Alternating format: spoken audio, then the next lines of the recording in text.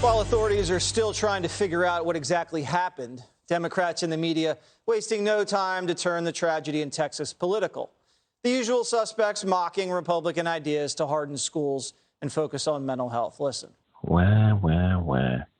19 kids are dead, but let us whine about our feelings. Oh, I don't know, Greg. I've been following the coverage pretty closely, and it seems like a lot of the conservative commentators and the conservative politicians have been talking about solutions, and a lot of the Democrats and the left-wing media have been attacking Republicans. Again, Republicans will literally filibuster everything, but, they're the victims somehow. Well, when you don't have an argument, you go after the person. And I think that's what you always see with Morning Blow. They're just constantly, they are quite possibly the dumbest people on television. Together, they can't get one brain cell. So actually, I'm doing exactly what they're doing. The problem with this discussion is that in a lot of political discussions, you're condemned if you have two thoughts in your head. You must have a single variable thought, right? It's like the Dems can only scream it's guns, but in the same regard, the Republicans might just say it's the perpetrator, when actually these variables can intersect. You can say the person responsible for this killing is that person, that fiend alone, but having that rifle made him more effective. Should we discuss that? You see that? He can hold two thoughts in his head. I bet his mom is really proud. Should we try to test a ban? I mean, Geraldo's brought it up a bunch of times, and it's been around for a while, raising the age of the rifle to 18 to 21. I don't see that as thoroughly irrational, especially if you put an expiration date on it so you can compare 3 years or 5 years of it against something else. But the thing is, why not address the root causes? Because it's just like those videos that we did when we looked at George Floyd and other people in these police encounters. We get there when it's over. And then we pick it apart, we act like we're the experts. But these spectacles, even though they're not rare enough, they are rare enough that we can analyze each one the way you can analyze those videos, and you will yield some common threads, whether it is untreated mental illness, whether it is bullying, whether it is broken homes, whether it's lack of security, whether it is media amplification, which happens to be my thing that I talk about all the time. I don't think it's right to keep doing this all the time. But you can actually come up with solutions if you decide to entertain more than one variable. None of those people that you showed are capable of entertaining more than one variable. They're stuck in one rut, and they will never get out of it. We are at least able here on The Five to discuss these things. We can discuss it and disagree. They're incapable. All that babble, and he's so proud of himself.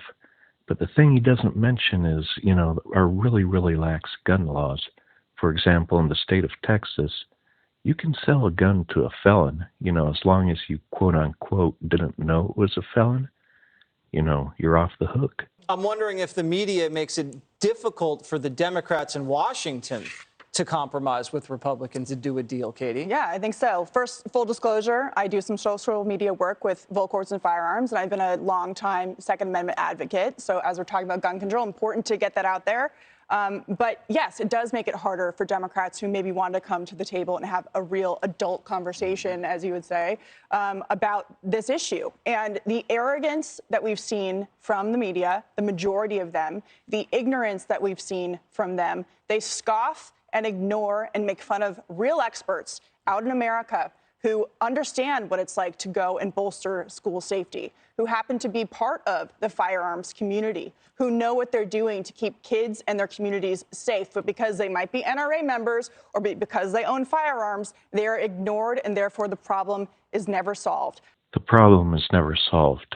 It's people like her that created the problem. The NRA basically writes our laws, and it's because of nutbags in the NRA that, in the state of Texas, you can sell a gun with no background check, which means, in so many words, if someone's an escaped felon or whatever, you can sell a gun to them. They can go murder someone with that gun.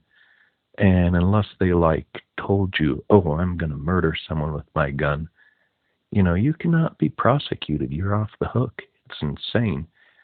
And, it never ceases to amaze me how victimized she feels, because she's a member of the NRA and people don't like her. 19 kids are dead, and all she can do is whine about, wah, people don't like the NRA. I've seen a few things on solutions that have been offered. The 21 age limit, that just got shut down in California. They tried to limit the purchase of firearms for anyone under the age of 21, unconstitutional. The issue of mental health, this guy reportedly cut his face on his own. That is something that someone should go to an institution for. And if you fill out a background check, you are asked, and if you answer honestly, if you've ever been put into a mental institution. And if you say yes, your background check should fail. He passed that background check. Okay, and this is where people who aren't total nitwits would say, why are our laws so toothless? Why are background checks reliant on the honor system? Sir, are you crazy? No, I'm not crazy. Oh, congratulations. You can buy a gun. That's why people hate the NRA. And finally, I would just say, politicians who sit around and say we need to do something when they know it, A, won't work, and B, tell people it will work, that's not productive.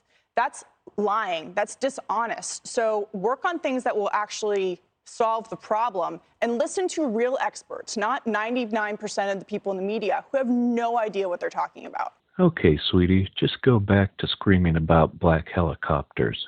You think you can do that? You know, one of the things about guns is that when you look at Chicago, I mean, that is just a fact. Guns are illegal in Chicago. Chicago has more killings than we see anywhere else in the country. They have it every weekend. Kids don't even run at the sound of a gun. Okay, so what do we got? We got one lie and one misleading statistic in 15 seconds. The lie is that guns are illegal in Chicago. No, they're not. There's a Supreme Court decision called the Heller decision. So, you can't ban guns. And then as for the misleading statistic, when it comes to murder, what matters is the murder rate, because that tells you how likely it is you'll get killed. And when you look at the murder rate, Chicago isn't even in the top 10. All right, so, they want to make this illegal and that illegal. But here's the problem. New York City was once the safest large city, not that long ago, in the United States. The reason we're not safe anymore, the reason crime is surging, is not because of an increase, is not because of COVID, it's not because of the pandemic. It's because these same people and their social justice agenda have decided that we got to let everybody out on bail. Let's not keep anybody in jail, even if we think they're a danger, even if they have a gun. Let's let them out with their gun. And in the end, let's demoralize and defund the police. Now, who is at risk? The blacks, the brown people, everybody, all the minorities are at risk. So this is all politics. And the fundamental problem we have in this country is that the politicians want to fight with each other. They don't want to solve anything. They could solve issues like immigration. They could solve issues having to do with guns. Katie's right. Okay, a lot of babble there. But the thing she isn't talking about is gun control. She's not talking about background checks. It's just babble.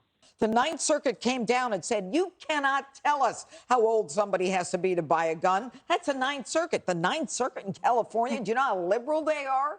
So, let's just get together and recognize that these people are only looking for the next election. Okay, another lie. She's just relying on the fact that the Fox News audience isn't very bright. All you have to do is say California, and they think it's liberal. But the fact is, the Ninth Circuit, they have a bunch of Trump-appointed judges. So it's not liberal at all. It's just another lie.